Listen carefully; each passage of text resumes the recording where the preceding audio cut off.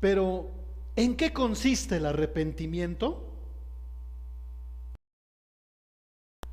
El arrepentimiento consiste en reconocer nuestros pecados. David reconoció sus transgresiones. Dice en el Salmo 51:3, porque yo reconozco mis transgresiones y mi pecado está siempre delante de mí. El hijo pródigo también reconoció su pecado. Dice en Lucas capítulo 15, versos 17 y 18. Entonces, volviendo en sí, dijo: ¿cuántos de los trabajadores de mi padre tienen pan de sobra? Pero yo aquí perezco de hambre. 18. Me levantaré e iré a mi padre y le diré: Padre, he pecado contra el cielo y ante ti. El hijo pródigo reconoció que pecó contra Dios y contra el hombre. El malhechor que fue crucificado al lado de Cristo reconoció su pecado y su maldad. Mire cómo dice en Lucas capítulo 23, verso 41. Y nosotros a la verdad justamente, porque recibimos lo que merecemos por nuestros hechos, pero éste nada malo ha hecho.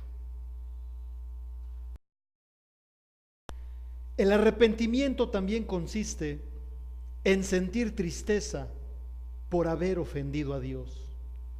Dice en Hechos capítulo 2, versos 37 y 38.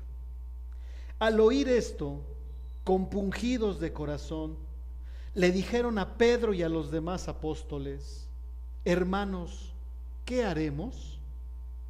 Y Pedro les dijo: arrepentíos y sed bautizados cada uno de vosotros en el nombre de Jesucristo para perdón de vuestros pecados, y recibiréis el don del Espíritu Santo. La palabra compungieron significa que se apenaron o se entristecieron. Dice la palabra de Dios que la tristeza que viene de lo alto produce arrepentimiento. Segunda de Corintios capítulo 7, verso 10.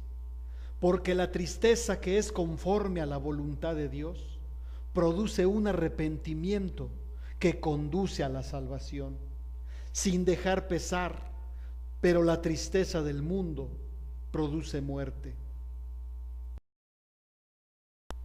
Otro punto importante del arrepentimiento es confesar nuestros pecados a Dios.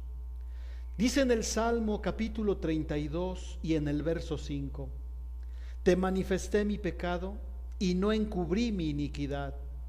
Dije: confesaré mis transgresiones al Señor, y tú perdonaste la culpa de mi pecado.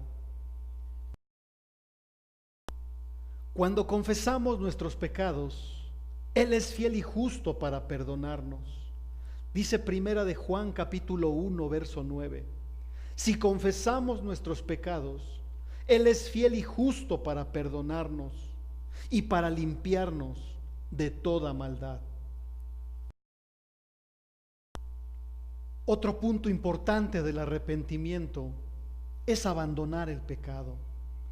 Dice Isaías capítulo 55, verso 7: abandone el impío su camino y el hombre inicuo sus pensamientos, y vuélvase al Señor, que tendrá de él compasión, al Dios nuestro, que será amplio en perdonar. Si ya confesaste tus pecados, ahora apártate de la maldad. Dice Proverbios capítulo 28, verso 13: el que encubre sus pecados no prosperará, mas el que los confiesa y los abandona hallará misericordia. Como ya vimos, el arrepentimiento sólido y verdadero consta, número 1, de reconocer nuestro pecado. Número 2, sentir tristeza por haberle fallado a Dios. Número 3, confesar nuestros pecados al Señor. Número 4, abandonar el pecado. Y número 5, el fruto del arrepentimiento se muestra, se ve, es notorio cuando alguien se arrepintió. Veamos también qué no es el arrepentimiento. El rey Saúl dijo: he pecado, pero solo por interés personal. Primera de Samuel capítulo 15, verso 30.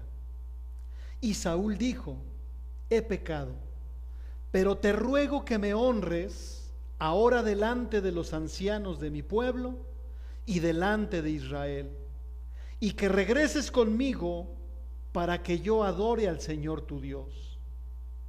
Alguien se puede reconocer pecador, pero eso no quiere decir que esté arrepentido. Dicen: he pecado, pero no con el propósito correcto. Saúl estaba más preocupado por el qué dirán que por su relación con Dios. Solo pidió perdón y dijo: he pecado, para que Samuel lo acompañara a la adoración, pero no porque quisiera adorar a Dios, sino como una demostración pública de que el profeta todavía lo apoyaba. Quería quedar bien con el pueblo, no importando lo que Dios dijera. Mire lo que Saúl dijo a Samuel: he pecado, he quebrantado el mandamiento. Esto está en Primera de Samuel capítulo 15, verso 24. Entonces Saúl dijo a Samuel: he pecado, en verdad he quebrantado el mandamiento del Señor y tus palabras, porque temí al pueblo y escuché su voz. Pero Saúl no estaba arrepentido, más bien estaba preocupado. La confesión de Saúl no procedía de un arrepentimiento sincero, sino de un deseo de librarse de las consecuencias de haber desobedecido la palabra de Dios. Saúl le pide perdón a Samuel y no a Dios. Le dice: perdona mi pecado. Esto está en Primera de Samuel capítulo 15, verso 25. Ahora pues, te ruego que perdones mi pecado y vuelvas conmigo para que adore al Señor. Una persona cuando está arrepentida busca la misericordia de Dios. David dijo: contra ti solo he pecado y he hecho lo malo delante de tus ojos. El hijo pródigo también dijo: me levantaré e iré a mi padre y le diré: Padre, he pecado contra el cielo y contra ti. Ya no soy digno de ser llamado tu hijo. Ahora veamos al faraón. El faraón dice: yo y mi pueblo somos pecadores. Éxodo capítulo 9, versos 27 y 28. Entonces Faraón envió llamar a Moisés y Aarón y les dijo: esta vez he pecado, el Señor es el justo, y yo y mi pueblo somos los impíos. 28. Rogad al Señor, porque ha habido ya suficientes truenos y granizo de parte de Dios, y os dejaré ir y no os quedaréis más aquí. Dese cuenta que el faraón prometía una y otra vez que dejaría ir al pueblo de Dios, pero el faraón rompía sus promesas y originó con eso aún mayores problemas a su pueblo. Sus acciones revelaron que su arrepentimiento no era genuino. Cuando solo pretendemos cambiar y no lo hacemos, nos dañamos a nosotros mismos y a los demás. Moisés detectó la falta de temor en el faraón. Dice en Éxodo capítulo 9, versos 29 y 30. Y Moisés le dijo: tan pronto como yo salga de la ciudad, extenderé mis manos al Señor. Los truenos cesarán y no habrá más granizo, para que sepas que la tierra es del Señor. 30. En cuanto a ti y a tus siervos, sé que aún no temes al Señor Dios. Como nos damos cuenta, el rey Saúl y el faraón se reconocían pecadores, pero su arrepentimiento no era sincero delante de Dios. Mucha gente siente temor al oír la predicación de la palabra y piensan que por eso están arrepentidos. Mire cómo dice en Hechos, capítulo 24, versos 24 y 25. Pero pocos días más tarde llegó Félix con Drusila, su mujer, que era judía, y mandó traer a Pablo y lo oyó hablar acerca de la fe en Cristo Jesús. Y al disertar Pablo sobre la justicia, el dominio propio y el juicio venidero, Félix, atemorizado, dijo: vete por ahora, pero cuando tenga tiempo te mandaré a llamar. Félix sintió temor por lo que estaba escuchando de los labios de Pablo, pero eso no quiere decir que estaba arrepentido. La conversación de Pablo con Félix llegó a ser tan personal que Félix se sintió convencido y atemorizado.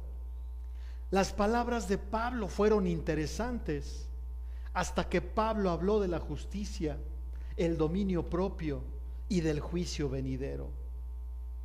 Lo que pasa que Félix hizo lo mismo que Herodes Antipas, tomó la mujer de otro hombre.